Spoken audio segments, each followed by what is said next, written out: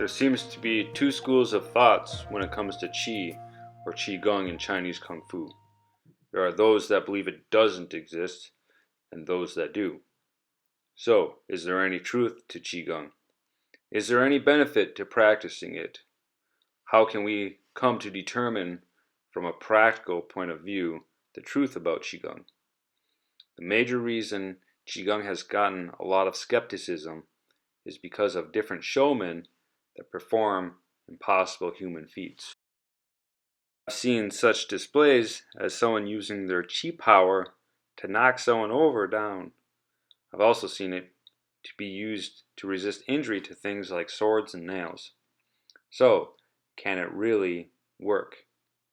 First off, there's nothing in the human body that can stop something sharp from penetrating the skin. Drill bits will tear holes in steel. The idea of chi being able to stop a drill bit from penetrating human flesh is a gimmick. The idea that you can knock someone down with a magical force is a fanciful idea. I've never seen it. Well-known and respected masters in China that are very much into the internal arts haven't claimed they can do it. Master Chen Wang, who is direct lineage from the founder Chen style Tai Chi, never claimed it.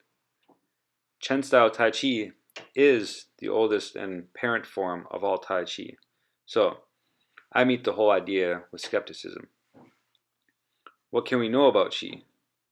First of all, it is a Chinese word that has different meaning behind it. Chinese language is different than English. Chinese use fewer words to express larger concepts. English uses precise words to describe precise concepts. So, there is a lot that is implied in the Chinese language.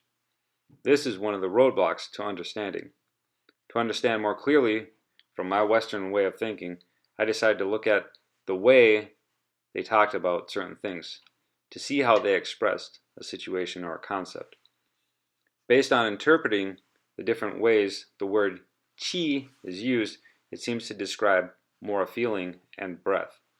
For example, there is hu qi, which means exhalation, and there's xi qi, which means inhalation. In emotions, there is sheng qi, which is anger. Medically, it goes deeper, but I think in the practice of Qigong, it is easier to describe them in this sense.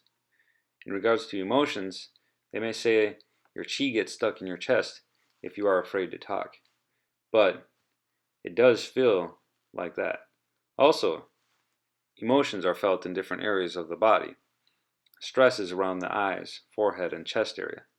So in the practice of Qigong, we can think of it as a way of managing emotions and using breath control, which directly affects our physical state. For example, if we feel shocked, we tend to hold our breath. But by controlling our breathing, we can unlock that frozen state and respond to the situation. But don't feel confused that someone uses qi and someone doesn't. We all have relatively the same physiology. You may do a lot of these things unconsciously, but the practice of Qigong can help develop another aspect of human potential. Fact is, Qigong takes practice and training just like a physical skill. Essentially, Qigong is a type of training that uses breath work and visualization. Those are two aspects of the art. These two things have been demonstrated by science to have an impact on your physiology. So, in the sense of using qi power, or fa jin, or some people call it fa jing, it really is about a feeling sensation.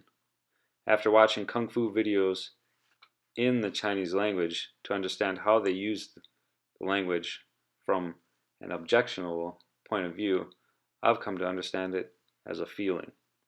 For example, having jin means that you can demonstrate power.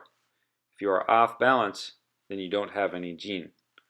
But increasing this by putting yourself in a better stance, you can increase jin. So, with the use of different internal techniques, such as diaphragm breathing, you can activate more of your core to increase your power probably by 30%.